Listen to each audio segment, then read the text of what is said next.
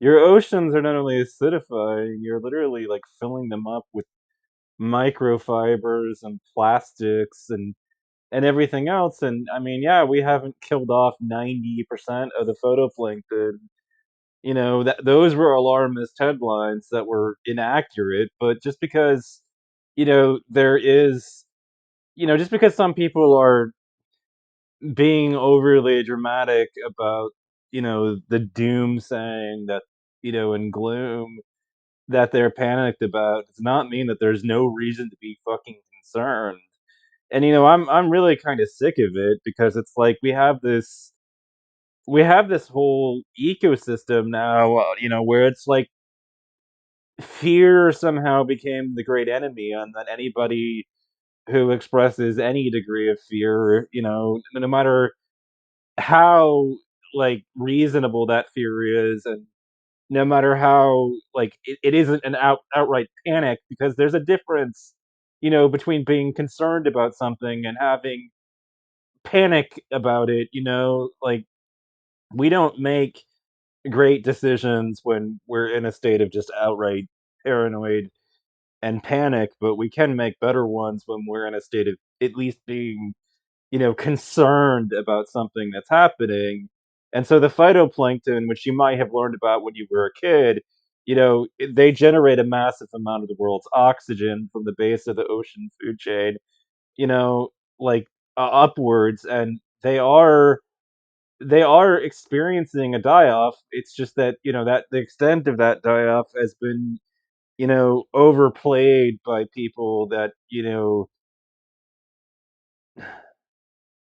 are on this, and are going down this route, and are causing a little bit too much of a panic when it comes to the phytoplankton. But that does not mean that the plankton is not a fucking reason to be concerned. I mean, we have we we have reasons to worry about what's happening down there to our oceans, and apparently a lot of it is that the photoplankton have begun to eat some of those microplastics, and it's fucking poisoning them. Like, we our habits, but oil at its root is how you make the plastics that they're eating down there. I mean, it takes oil to make traditional plastics.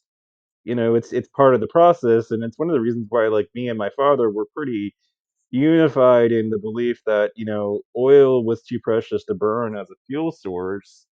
And that was a bit of a problem because plastics are so essential to our entire economy and way of life that it dwarfs the importance even of you know um, oil as far as transport. I mean, we at this point would have a really tough time if oil were to disappear, you know, as far as transportation is concerned. But as much of a monumental problem that would be for our society, we would get back up, things back up and running, within, I don't have an estimate there, but I do know that civilization would eventually get back on its feet, from, our favorite fuel source just disappearing, along with natural gas and the other greenhouse gases. If they were to just go away, yeah, there would be a considerable collapse at first, but I do believe that civilization would find a different way to get the lights back on after the initial blackouts and everything that happened. The the problem with plastics, though, is that they're even more essential to our whole way of life than oil is concerned. And I mean, imagine not having a way to store so much of the stuff, of our stuff, and having that disappear and have to be replaced. And what you don't understand too, as far as chemical processes are concerned, some of that stuff has to be stored in glass, and some of it has to be stored in plastic because it will react with materials in a horrifying way and burst through. That's one of the things that any chemistry, person ends up having to learn. Some of these chemicals are sensitive to the light. They've got light sensitivity, so they have to be shielded from it as well.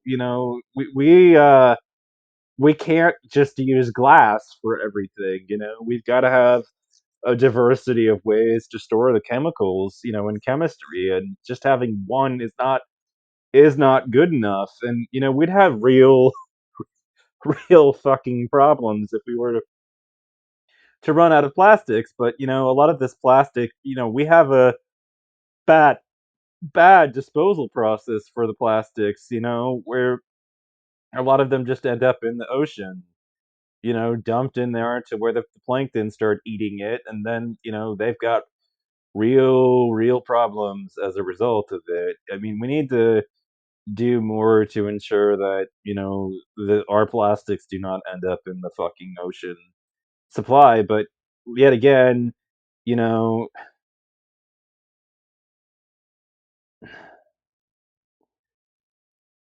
ocean acidification is another big concern. But the microplastics are another really big concern, and reasons why you've got this big problem. you know if we do not ultimately do something about about this, and CO2 in the atmosphere is also the driver of ocean acidification, which is a major concern. And so it's like, you know, we have to get off of this fucking carbon, even if it means that, like, see, the thing is that there is an ideological assumption that is taking place here with me, but I think that you'll find that that assumption is fully justified by events and the way that things and human nature. See, I do assume that humans are too selfish to really, cut back on our power usage. And, because of that assumption and the conclusions that follow, it flows from there that, it would be unacceptable to just get rid of the oil and have an outright ban on oil, besides which bans wouldn't work ultimately. There would be people that would resist that, with force. You'd have a black market for oil at that point if you tried to ban it on your hands, and then you'd have to find, the cops to police it, and a lot of people would end up, even on the law enforcement side, dying. And do you really want to be the one to send in the order for the police to, police the black market for oil? Like, see, the implications of that start turning into a messy thing. And so my whole ideological perspective and framework assumes that uh, energy demand is only going to rise, and only heading in the upward direction. And because of that, we're gonna have to find cleaner ways to supply the power. Now, every option is bad when it comes to energy. I mean, you can use, like, let me put it like this: the wind turbines, occasionally a few birds will get killed in it, but then again, coal ultimately kills more birds than the wind turbines do. The horror with the wind turbines is that when you find the dead birds that get sliced up, you find them in a state of, like, dead at the foot of the damn turbine, and the stench and everything that generates is an unpleasant thing for a worker to go through. Whereas, if they get their lungs fill up with coal ash, they'd probably be flying over some isolated, place where they end up falling into the ground dead. But that's the real difference. I mean, the coal will kill uh, birds even more frequently than wind. So it's not a matter of which kills birds; it's a matter of which kills less birds. As our way of thinking about it. And on top of that, on top of everything about these fucking issues when it comes to carbon and everything, where I was going with this is just that there are no good options for humanity to continue its run up in energy. Like, trade-offs are going to have to be made ultimately, and sacrifices. And I hope that better batteries than lithium do emerge at some point, and that the future isn't what it looks like it's going to be on this one, but as it's going, like, lithium is right now our best option. It may not be the best option that's on the timeline on the horizon in 10 years from now, but for now, and then you've got all these people that are objecting that electric vehicles pollute too, and it's just like, so what? I mean, the truth of the matter is that the concerns that went into, you know, climate change and global warming are a lot more important than if lithium has polluting processes that, you know, and does pollute, because we are up against a rock and a hard place when it comes to this. I mean,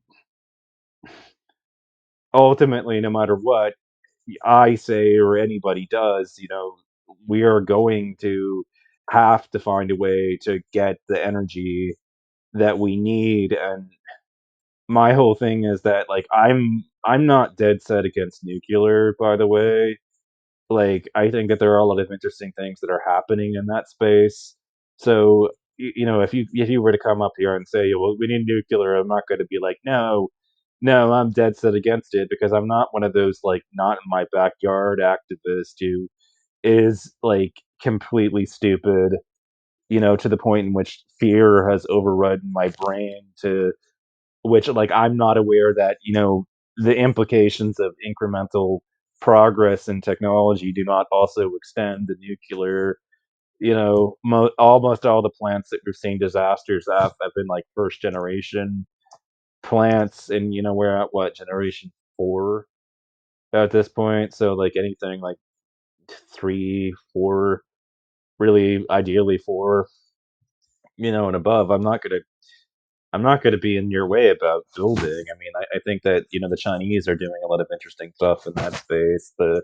The ones with the little balls, the pebble ball reactors. I'm not against it. Like, I'm just saying that we're gonna have to find a better way to supply this. And also, I think LFTR is interesting in of itself. Like, I think that those liquid fluoride thorium reactors are definitely of intrigue, to say the least. So I think that since humanity's demand for power is heading in an upward direction, and that it's not going to go back down, that we're going to have to find new ways to get it. And for now, it does look like we're in a terrible situation where there are trade-offs to be made, where it's like, hmm, lithium pollutes, and lithium ends up in these lakes, and there are these tribes that are pissed off about the fact that it's killing some of this desert wildlife, but I can't afford to give a shit about that, because at the end of the day, it's like that, or we keep, throwing more of this microplastic crap into the ocean and start, turning into a bigger and bigger threat for the phytoplankton and acidifying the oceans, which is another problem that this species is beset by. And I just, I can't, I can't deal with it. It's like, you know, educate your fucking self. I mean, real clear science. Like, the one thing that really kind of pissed me off the most too about, like, real about this whole thing, and warming, and all the arguments that we have seen over the years against climate change. Like, there are websites that you can go to that provide information about why, like, each and every special brand of skepticism that we've had towards global warming has been systematically debunked across the board. I have not run into a new argument in that space that isn't on that fucking list. Like, every single one of the reasons why people are skeptical, allegedly skeptical, has been debunked. So these people aren't true skeptics. They're just in denial of something that has been, systematically proven beyond any reasonable doubt.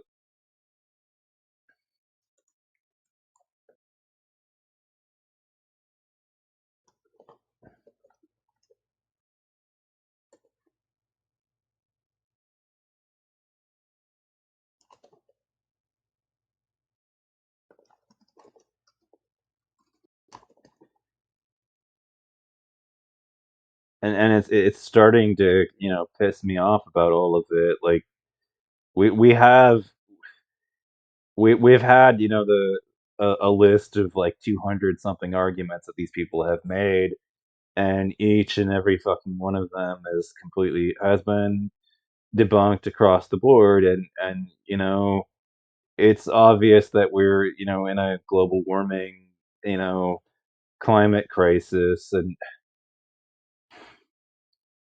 it's starting to piss me off at this point. I mean, yeah, I mean, Trump says that I'm Chinese hoaxing, by producing content like this, but Trump's wrong.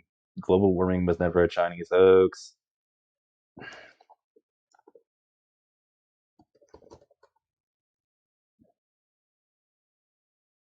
I'm trying to find the damn website that I used to rely on. It's been a while, though. That's why you're seeing me like with this hesitation here.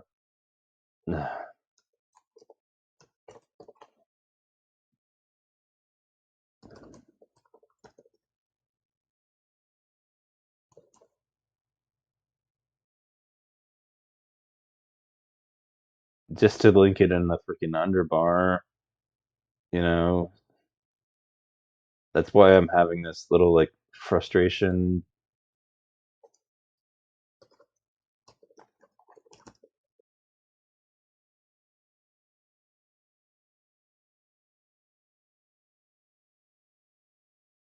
Ah, yeah, skeptical science, as a group of people, because these are the true skeptics.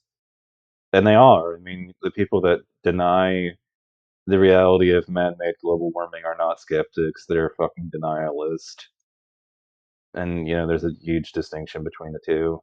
But yeah, I mean, we like humanity's energy use is only going to rise, and so we're going to have to resort to cleaner forms of energy. There are no good options on the table. There's a series of bad ones, at the current moment and at the current moment in time. And right now, lithium looks like the best fucking way to go about doing it. So, as far as I'm concerned, it's like, fuck, I don't care. I know there are some tribes out there that are pissed off about the effects that the lithium have had on their lakes and such, and I'm just like, I don't give a fuck, nor should you.